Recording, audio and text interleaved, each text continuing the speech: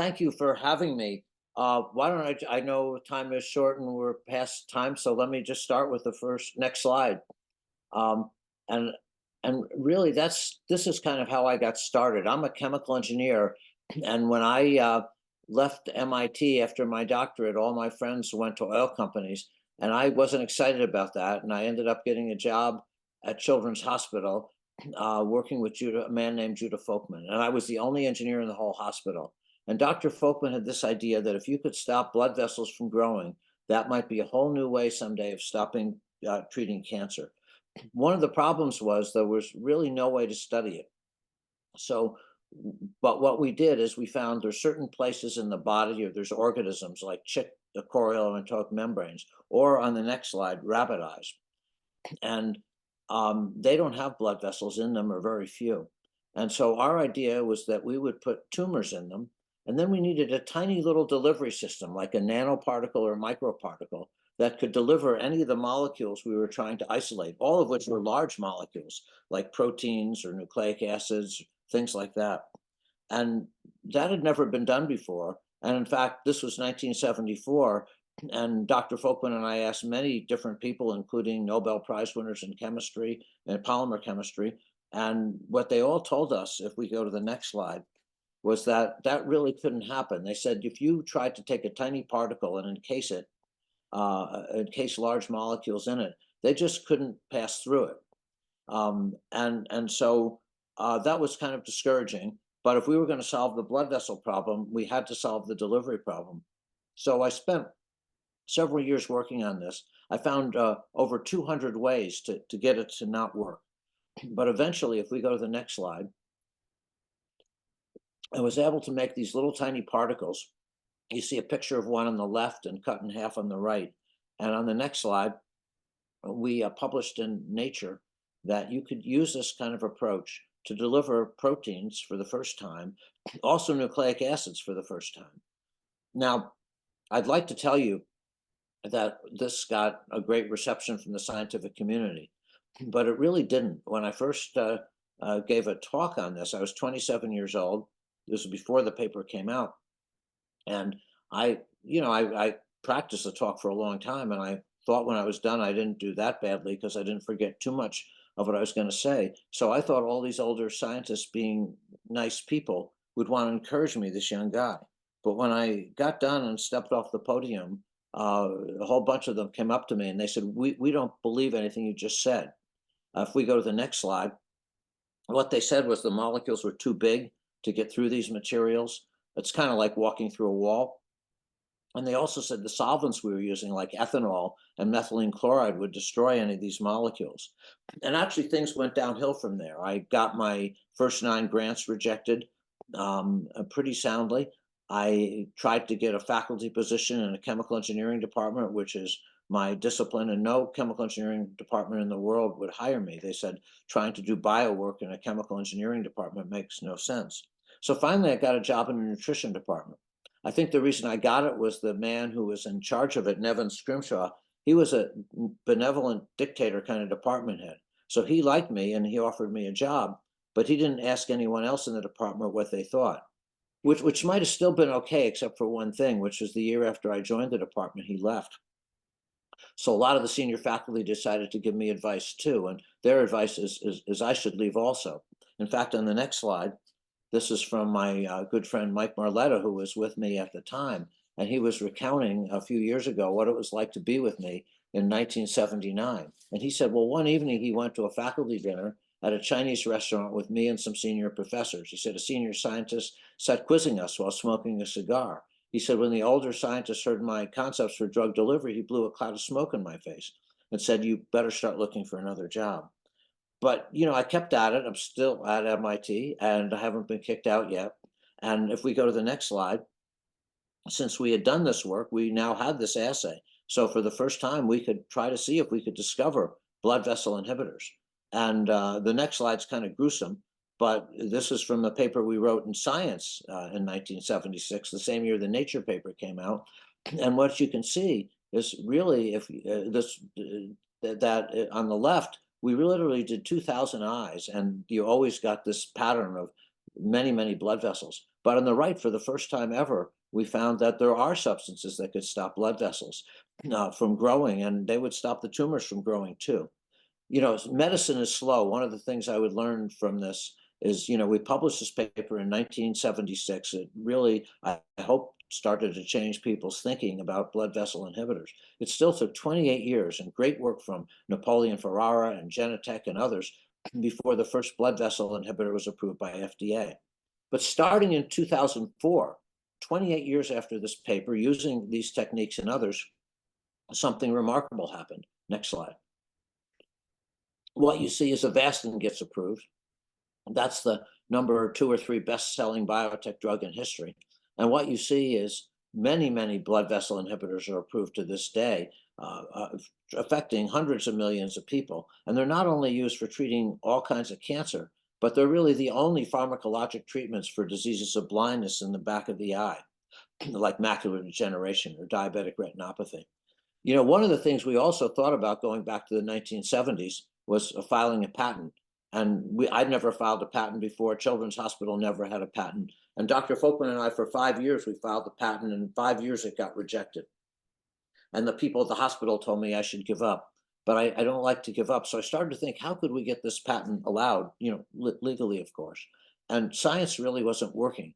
So as I told you in the beginning, when we first did this, everyone told me it was impossible. It couldn't work. I wondered, maybe someone wrote that down. So I did the science citation search in 1982 about our Nature paper in 76. And I found a number of interesting papers. The next slide shows one of them. And I thought, boy, this we'll have to show to the patent examiner. I'll just read it to you. And they're describing the field at this early time, which was just beginning. They said, generally, the agent to be released is a relatively small molecule with a molecular weight no larger than a few hundred. One wouldn't expect that macromolecules could be released because of their extremely small permeation rates. They said, however, Folkman and myself have reported some surprising, I like that word, surprising, results that clearly demonstrate the opposite. So we showed that to the patent examiner, and he said, gee, he had no idea. But if I could get written affidavits from each of these 5 people that they really wrote this, he'd allow it. So I was a young guy. I wrote them, and they were nice enough to write me back that they really wrote it. And the next slide just shows the patent. And with that patent, we would start working with companies and even starting companies. And many, many products are now FDA approved based on this. The next slide, it just shows some of them. I mean, Vivitrol, for example, is a once-a-month delivery system. It's very commonly used for treating opioid addiction. Lupron Depot is a way to deliver a peptide for treating advanced prostate cancer. But there are many, many on there. They're even used to help the whole aquaculture industry with fish spawning and preserving rare fish. That's a $250 billion industry, by the way. So that's just a picture on the bottom right. But, we still realized, going back to the academic lab, that there were lots of issues, as we started to make materials smaller and smaller, even though you could make them doing what we did in that Nature paper. One of the problems is that when you made them really small, they'd stick together and they could be eaten by macrophages. So on the next slide, what we did is we made a coating. I don't know if any of you take Miralax, but Miralax is polyethylene glycol, and it kind of provides this disguise for the nanoparticles. Publish this in Science. And as you move forward in time, the next slide shows what we and others have used as the most common delivery system today, which are lipid nanoparticles. And what it has is not only the PEG lipid, a structural lipid, cholesterol, but also Dan Pack in our lab and David Putnam, as well as Peter Cullis's lab. What we've done is we've created ionizable cationic lipids. And the reason for that is if you have a cationic lipid, you can get condensation of the nucleic acid, but the cationic lipid itself may cause complement activation, and you may not be able to get out of the endosome. But by making the lipid have a pK that's lower, that'll be a neutral at body pH, and then go into the cell and become ionizable, that will solve both those problems. So what we did is we made these, and let me just show you a video that goes over that Nova, the TV show, did on our work. If we could go to that. He starts with a nanoparticle of anti-cancer drug.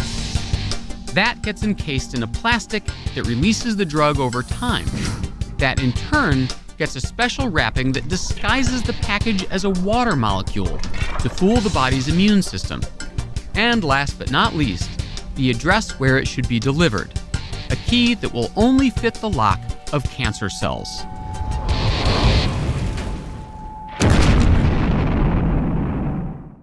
A lot of the clinicians tell me it doesn't blow the cell up quite like that. So where might you use these? Well, let me give you a real life example. Next slide. In 2010, Derek Rossi, Nubar Fayan, Ken Shen, and myself had this idea that we could use nanoparticles to deliver messenger RNA. And maybe that would be a whole new way to make proteins. So we started this company, it's called Moderna. Moderna, actually, when we started it, everybody also said that that was never going to work, and the stock was way overvalued and so forth. Still, by the end of 2019, we had 13 products in early stage human clinical trials. And then, as you may know, COVID hit. Next slide.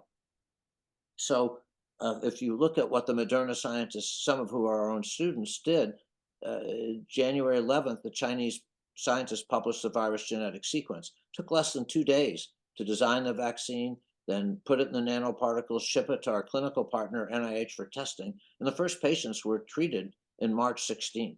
By May 19th, just about 2 months later, we had the initial results of the phase 1 trial, which is a trial looking at the highest safe dose. And I thought the data were quite good. And so public company, you have to announce it. I thought finally Moderna would get a good reception by the media and so forth, and stock analysts and scientists.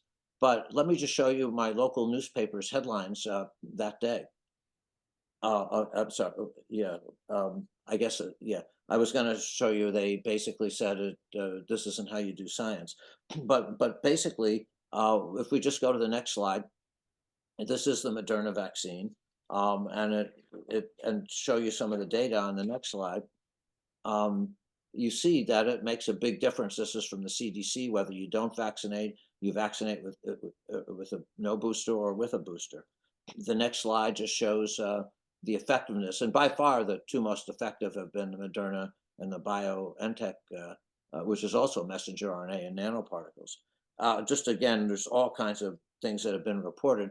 It's not, it's one of the issues is, are there side effects? And the answer for any medicine, there are always side effects. But what you see on the next slide is that if you look at safety issues, that the Moderna or the mRNA vaccines, if anything, have less adverse effects than regular flu vaccines. And the next slide just is from JAMA and from Brown University, looking at older patients, and showing, again, really very high efficacy and safety. And just to show you where this is going, I hope someday on the next slide is not only can you hopefully treat a lot of infectious diseases and other diseases, but maybe someday cancer.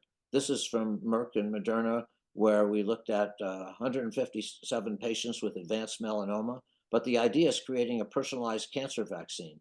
So you could select up to 34 mutations, and you can incorporate their genetic code in the mRNA vaccine exactly the same way it was done for COVID, mRNA and nanoparticles. And Merck has this drug, Keytruda, which is an immunotherapy drug. It's a double-blind trial. But what you see is at the end of 2 years, the risk of recurrence or death was reduced by 44%. At 3 years, 49%. And of course, the next slide shows that now people do go back and say, well, really, it was that 76 Nature paper that would lead to a lot of this. Just going forward, I'll just say this briefly. We not only at MIT try to do work that, the basic work and try to spin things off, but we really want to also help people in the developing world. In 2012, I had a visitor who's a software expert coming to see me on the next slide.